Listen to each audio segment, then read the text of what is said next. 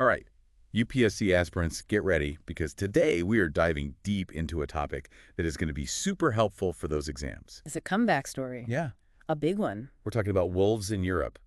You know those predators everyone thought were gone? Well, guess what? They're back. They are back in a big way. And there's a new study from Down Earth. It's called DTE. We're going to be referring to it a lot. Yeah, we are. It tells us all about this amazing comeback. All right, so let's get right to it. This isn't just a few wolves hiding out somewhere. Right. This study, it was published just last month. Okay. It says there are over 20,000 wolves in Europe, Wow. and they're spread out across 34 countries. That is a lot of wolves. Yeah, it is. It's a 58% jump in just 10 years. So anyone studying for the UPSC, pay attention. Yeah. Because this kind of comeback story for a big predator in Europe, that's the kind of thing they love to ask about on the exam. Definitely for prelims and mains. Okay, but let's get into the details here. 20,000 wolves. Where are they at? Well, this study talks about some real wolf hotspots. Like where? Like Bulgaria, Greece, Germany, Italy, Poland, Spain, Armenia. Okay. Each of those countries has over 1,000 wolves just roaming around. That's incredible. And what about other places? Well, even in countries with smaller populations like Austria, Belgium, Denmark, they're growing too. So it's like a Europe-wide comeback. Yeah, pretty much. But there's one example that really stood out to me, Germany. Yeah. Back in 2000, they only had one wolf pack. Just one. But now, in 2022, they have over 184 packs and 47 pairs. That's a huge increase. So what happened? What caused that? Well, one big thing was legal protection. Makes sense. It's under the EU Habitats Directive. It's It's basically a law that protects certain species and habitats all over Europe. Oh, okay. That protection. Plus, things like changes in how we use land and growing acceptance of wolves in some areas. Yeah. All of that created a much better environment for wolves to recover. That makes sense. That's This right. study also talks about where these wolves are concentrated, right? Right. You've got your hotspots like the Balkans and the Carpathians. Those are like wolf central. Pretty much. But then you have smaller populations like in Central Europe and the Western Central Alps. Okay. And those are actually growing even faster. Oh, that's interesting. Why is that? Well, it shows that wolves are super adaptable. I guess they have to be to survive near humans. Exactly. And they can establish themselves quickly when things are good. But it's not all sunshine and rainbows, right? No. Unfortunately, there are some exceptions. Like what? Well, Scandinavia, for example, has seen slower growth or even no growth in wolf numbers. Huh. Why is that? It's partly because of how they're managed. Management? Yeah, some Scandinavian countries have more wolf control measures, Oh, which has limited their growth. so it's like a balancing act. It is. Yeah. And this is something the UPSC loves to ask about. Yeah, the balance between conservation and managing conflicts with human activities. Exactly. And speaking of conflicts, this study mentions a sad exception to this whole comeback story. It does. There was a small, isolated wolf population in southern Spain. Oh. Yeah, and it went extinct recently. Oh, no. This shows just how important it is for wolf populations to be connected. Well, I see. Isolated groups are more vulnerable to things like diseases, habitat loss, and people who want to harm them. That's so sad. It's a reminder that conservation is a constant battle. Yeah, even for species that seem to be doing well. Exactly. It's pretty mind-blowing that this comeback is happening in places with so many people. I know, right? We're not talking about huge, untouched wilderness areas. No, these wolves are living alongside millions of people, livestock, other wildlife. That's got to create some challenges. Oh, absolutely. And the study compares it to leopards in India. Leopards. Yeah, they're also known for surviving in areas with lots of human activity. Okay, so what makes wolves so good at this? Right. Is it just that they're adaptable, or is there something else going on? Let's break that down. Okay. We know wolves aren't picky eaters. They're opportunistic. Right. Could that be part of their success? Absolutely. Their diet lets them eat all sorts of things. Right. Wild animals, dead animals, even garbage sometimes. Seriously. Yep. This makes them less vulnerable to changes in prey populations. They're not putting all their eggs in one basket. Exactly. So adaptability is a big advantage. But this study also says that something else has been really important. It does. It points to the social, legal, and institutional frameworks. What do you mean? These are the things that have helped create a better environment for wolves to recover. Okay. It's things like the EU's strong legal protections for wolves, Right. and educational programs and efforts to manage conflicts. So it's not just about the wolves themselves. It's about how we manage them and their interactions with us. It's about the whole system. Exactly. And this is a great example of how effective conservation policy can work. When it's based on science, Right. this is important for UPSC aspirants. Oh, yeah. Understanding how these decisions affect species recovery. That's the kind of insight that can help you on the exam. Okay? Yeah.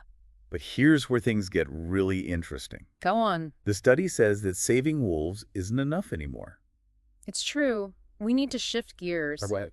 to sustainably managing their growing presence. Because with more wolves comes more potential for conflict. Exactly. We have to balance the needs of a recovering predator population, the concerns of people, especially those who depend on livestock or hunting. It's a tough situation. It is millions of wild animals, livestock, and humans all sharing the same space. Bound to be some clashes. Definitely.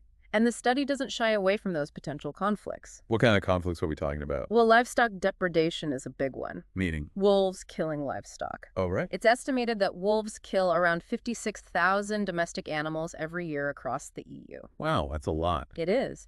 And it has a big economic impact, too. How so? The study says that compensation costs for damage are about $17 million each year. Wow. But that impact isn't evenly distributed, is it? No, you're right. Some regions have way more livestock losses than others. Then that can lead to problems. It can. People might start resenting wolves and oppose efforts to protect them. Right. It's not just about livestock either, is it? No. The study mentions competition with hunters for game. And of course, people are afraid of being attacked. That's a valid concern, for sure. But it's worth noting that the study doesn't say how big that risk actually is. So we shouldn't jump to conclusions. Exactly. Yeah. Let's stick to the facts. Good advice for anyone taking the UPSC. Definitely. But before we wrap up this part of our deep dive, I want to talk about something the study mentions briefly. What's that? The potential positive impacts of wolves. Oh, yeah. This is where things get interesting. So there might be some good things about having wolves around. Exactly. The study suggests that wolves could actually have some benefits. Like what? Well, imagine fewer accidents involving deer. That would be great.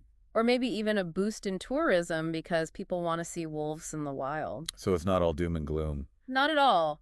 This opens up a whole new area of research. What are the economic benefits of having wolves around? Yeah. How do they affect ecosystems in ways we don't fully understand yet? So much to learn. Exactly. And for you, UPSC aspirants, this shows how complex environmental issues can be. Not always black and white. Nope. There are lots of things to consider, and that's what makes it so fascinating. All right, so before we move on to the next part of our deep dive, don't forget to hit that like button and subscribe to the channel for more deep dives on important current affairs that can help you ace the UPSC. And if you have any questions, drop them in the comments below. We love hearing from you. Your questions and insights make these deep dives even better, so keep those comments coming, and let's keep the conversation going. We're here to help you conquer the UPSC. And this is where things get interesting. It's not just about the science anymore. What do you mean? The study talks about this idea of wolf conservation getting caught up in culture wars. Culture wars. What's that all about? Well, you see, wolves are powerful symbols. Okay. For some people, they represent wild nature balance, even a bit of mystery. Yeah, I can see that. But for others, especially those who are directly affected by wolves, they can be seen as a threat. A threat? How so? Well, a threat to their livestock, their way of life, their safety. I see. So it's like wolves are becoming a divisive issue. Exactly. And the study warns that if we let wolf conservation get mixed up with political ideologies and strong emotions, it could actually undo all the progress we've made. That'd be terrible. It would. We need to base our approach on science data and practical management strategies. Right, so not just opinions and gut feelings. Exactly. Otherwise, the debate just becomes polarized, and finding common ground is almost impossible. This is so important for UPSC aspirants. Oh, definitely.